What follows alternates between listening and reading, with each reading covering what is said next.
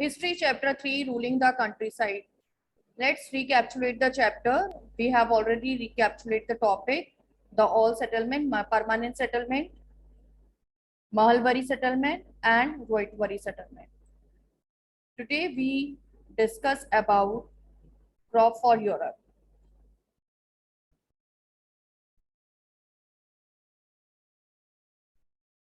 So before revision,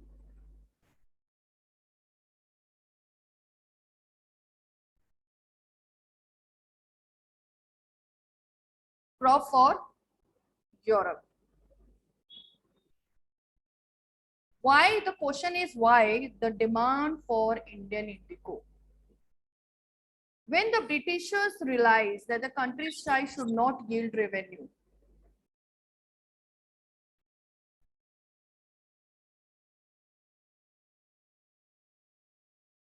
so it could grow the crop that Europe required. So the late 18th century, late 18th century, the company was trying to expand the cultivation of opium and indigo, नील और अफीम की खेती. In the century, the half of the followed, the British forced the cultivators of the various part of India to produce indigo and opium. Same time, the cultivator already cultivating like jute in Bengal, tea in Assam, sugarcane in UP, wheat in Punjab, cotton in Maharashtra, and Punjab and rice in Madras. So the question is this, the land is already occupied. So how it was possible for them to produce the other crop that was opium and these were opium and indigo. So that was the challenge for the company. So to expand the crop, they needed different kind of method. Before this, look at here, the both pictures. The first picture show the kalamkari print, the second one the Morris cotton print. If you observe the one picture which is the created by the weaver of Andhra Pradesh and the second one the Morris painting which the famous artist produced this. But in both picture the blue color used with the gray, high shine and the rich blue color which is commonly used called indigo. If we compare our indigo, which indigo produced in India and the indigo which is produced in Europe, the substitute of indigo, that is wood, there's a lots of difference in the shine and the color. The Indian indigo color is more bright blue color, shiny blue color, but not wood. So that is the main problem. Next is, so that every supply need the indigo from that indigo which produced in India. Why the demand for Indian indigo? Plantation agriculture, especially indigo plantation, became popular because these were great demand for Indian indigo in the world market. The reason of these some quite, first is the quality. The quality of Indian indigo, which is far better from the indigo which is produced by the wood.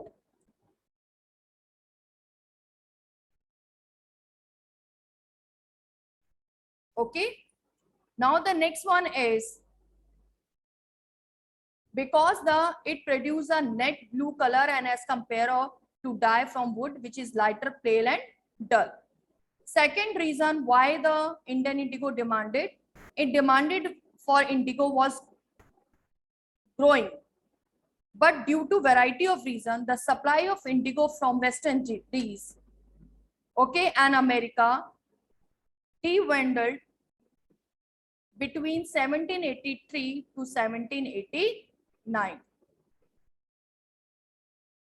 The production of indigo world fell off half. Thus, cloth dyes of Europe, especially Britain, were forced to procure Indian indigo. So that is why desperately they look up the new source of indigo supply, and that new source was India. It is estimated that according to 1788, only 30% indigo imported by Britain came from India. But within few years, 1880, the grow up to 95%. Third reason why the Indian indigo demanded, indigo plantation in India became so profitable that many British officials of the company left their jobs themselves and themselves in indigo plantation. Fourth, the company motivate the British planter. In advance, they give loan to them to set up their indigo plantation unit in India. So these were the several reasons. But because of these reasons, the demand of Indian indigo increased drastically. I hope it is understood. Quality, profitable, company motivate, and the market of Western region American collapse. So after that, the British searched the another market, that was India. Now come to the next part.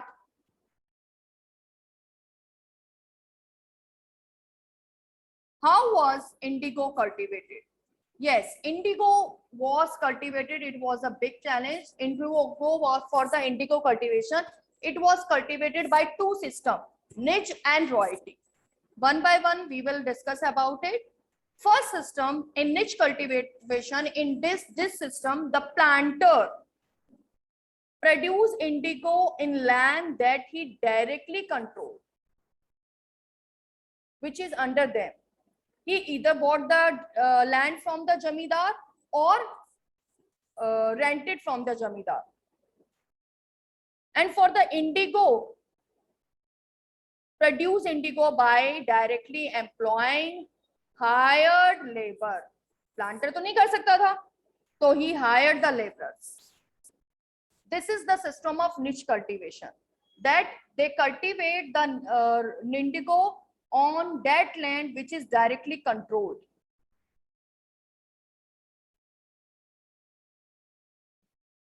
Next, but what was the problem in this?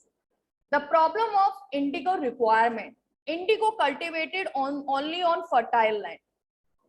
So the planter need a land, the fertile land, and same time that area densely populated, only small plots were scattered over the landscape could be acquired, and planter needed the large area for indigo cultivation.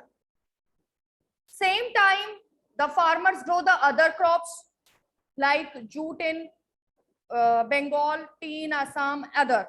Okay, so they require the plot of land, large plot of land, and fertile plot of land. So that was the challenge for them, from where they get the land. The piece of land is limited in the area, so it was a problem for them to how to increase, how to utilize that fertile land which farmer had already used, occupied for the other crops.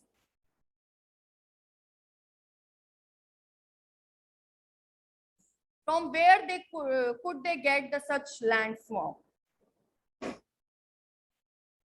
So what they did, they attempted to lease in the land around the indigo factory on rent, okay, and evict. उनको बाहर निकाल दिया, किसको? The peasant from the area. They bought the land on lease, but there were the always conflict and the tension between the farmer and the planter. And one another thing, that how to collect or appoint the labor or hire the labor for the indigo plantation, because indigo plantation require vast number of hands to operate.